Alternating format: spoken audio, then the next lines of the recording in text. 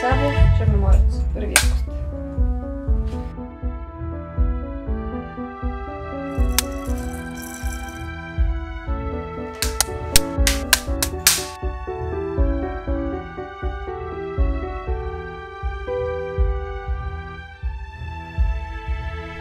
Коя е България?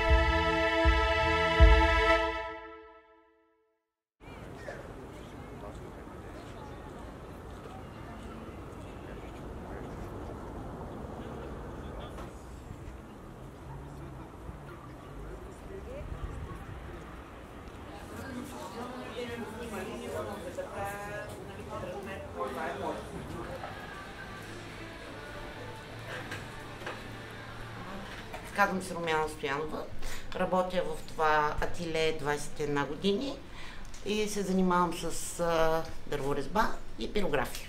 Това е малко интересна история. Аз съм завършила художествена гимназия първо в Троян, но на една детска екскурзия в 7-ми клас толкова много ми хареса този град и това е, как да кажа, любов от пръв поглед. И си казах, където и да отида да уча един ден, каквото и да правя, аз ще се върна да живея тук. Първият ми съпруг, който почина, беше резбар. И така вкъщи имахме ателие и в едната страна моята маса с моите си боички и пирография, а другата неговия тезгях. Той си работи, аз се там гледам половин окол, както казват старите майстори, той занаята се краде.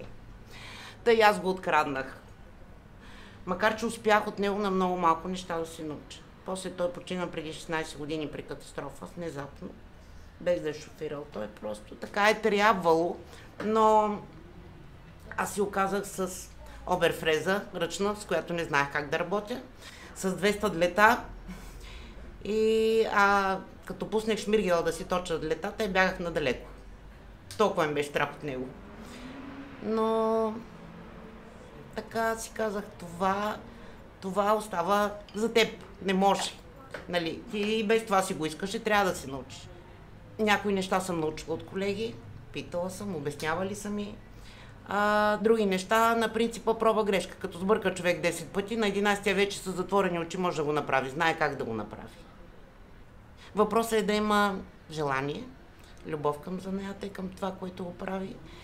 И когато искаш да направиш нещо, има наистина със сърце го правиш, то се получава. Получава се. След това, което ми се случи, нещата, които ме върнаха и то много бързо към живота, бяха сина ми и работата. Щастието за мен е аз да съм здрава, семейството ми да е здраво, приятелите да са ми здрави, всички да са здрави, защото, както са казали хората, другото, ако ни мързи, може да си го купим. Най-вече да сме здрави. Всички. Случват се в живота на всеки човек лоши неща. И в моя. Но аз така, аз си казвам, живота е даден един път на човек. Той трябва да си го изживее възможно най-добре. Не можеш да остарееш в един момент да си кажеш, защо аз съм живяла така по този глупав начин и защо съм се ядосвал за такива глупави неща. Случва ти се лошото, падаш и ставаш веднага, продължаваш напред, без да се обръщаш назад.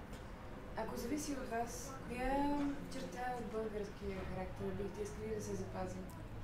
Гостоприемството. Това е типично за Балканите. Имам приятелка англичанка, дечицата й бяха малки, тя идва всяко лятото тук. Като се върна за първи път от пазара и казва, една баба подари 2 ябълки на децата ми, а бабата тук всеки петък идват хората от селата и продават тяхно производство. Тази баба аз се виждам колко е бедна, но въпреки всичко, вика, тя погали децата ми и подари ябълки. Вика, ти знаеш, че това нещо в Англия не може да се случи. Няма как. Там, вика, всеки е забързан. Лично аз съм присъствала във Франция на една вечеря. Пак така дойде съседката, видя го с очите си. Аз не бих могла да го направя. Дойде съседката на тази жена, макар че тя беше много богата, защото и тя почина. Не е въпрос до пари или до липса на храна, но дойде без предупреждение, седна на съседната маса в дневната и ни изчака, докато ние се навечеряме, за да може да разговаря с нея. Така е. Смятате ли, че българите са щастливи хора? Не. Защо? Не смятам, че са щастливи. Много от децата заминаха навън.